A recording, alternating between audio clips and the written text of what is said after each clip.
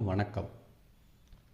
நடந்த பிள்ளையும் தவழ்ந்ததாம், நடந்த பிள்ளையும் தவழ்ந்ததாம் தாய் செய்த தவறினால் என்பதைப் போல இரண்டு கண்களுக்கிடையே நடுநாயமாக விளங்கி வரும் மூக்கைப் போல் அரசாங்கம் எல்லா தரப்பிற்கும் இடையே பாரபட்சமின்றி காரியங்களை நிர்வகித்து வர வேண்டியது அவசியமில்லையா?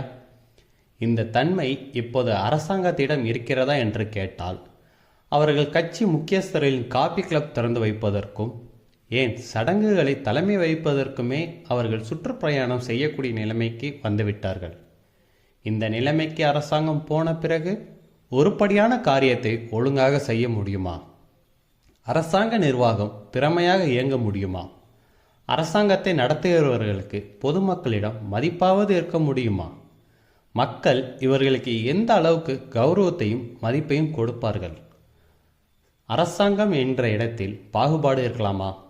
ஒருவன் வேண்டியவனாக இருக்கலாம், ஒருவன் வேண்டாதவனாக இருக்கலாம். அவன் நம் கட்சியை சேர்ந்தவன், ஆகையால் அவனுக்கு இதை செய்யலாம். அவன் நம் கட்சியை சேராதவன், அதனால் அவன் எவ்வளவு முறை வந்து முறையிட்டு கொண்ட போதிலும் அவனுக்கு அதை செய்யக்கூடாது என்பதன் எண்ணம் வளர்ந்து வருகிறதே தவிர, எந்தெந்த சமயங்களில் யார் யாரை அனுசரித்து கொண்டால், யார் யாருக்கு அனுகூலம் செய்து கொடுத்தால் நாம் நிரந்தரமாக பதவியிலே இருக்கலாம் என்ற எண்ணத்தில் வேண்டியவர்கள் என்பதற்கெல்லாம் அளவற்ற முறையிலே சலுகைகள் கொடுக்கப்பட்டு வருகிறது. அப்படி செய்வது தவறு என்று சுட்டிக்காட்டக்கூடிய எதிர்க்கட்சிகளிடமும் சினைந்து சீறி கொண்டு வந்து விழுவதை தவிர, பொதுவான முக்கியமான காரியங்களை கவனிக்கவர்களுக்கு அவகாசம் இருக்கிறதா? அவகாசம்தான் இருக்க முடியுமா? எப்படியாவது தங்களுக்கு தேர்தலில் வெற்றி கிடைத்து விடுகிறது என்று ஜெயப்பித்து பிடித்து அவர்களை ஆட்டுகிறதே தவிர, நமக்கு எப்படி வெற்றி கிடைக்கிறது? வெற்றி கிடைக்க யார் யார் காலிலே விழுகிறோம்? நமக்கு கிடைக்கும் வெற்றி தற்காலிகமானதா அல்லது நிரந்தரமானதா?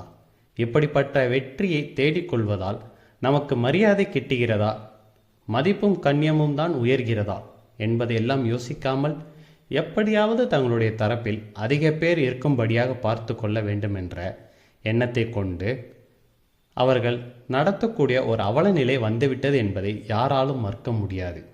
சர்க்கார் நாட்டில் உள்ள மக்களை ஏமாற்றும் வகையில் நாட்டில் உள்ள ஜனங்களுக்கு பொய்யாக நம்பிக்கை அளித்து ஊக்கம் கொடுப்பது போல பாவனை செய்யும் வகையில் தங்களுக்கு தெரிந்த சாதுர்த்தியங்களை எல்லாம் காட்டி ஏமாற்றுவதிலும் நாங்கள் நாகரிகமாக ஏமாற்றுவோம், இதை யாரும் கண்டுபிடிக்க முடியாது என்று தன்னிருமாப்பு அடையும் தோரணையில் எந்த திட்டத்தையும் கொண்டு வருகிறார்களே தவிர, உண்மையில் மக்களின் நலனை எண்ணி அவர்களை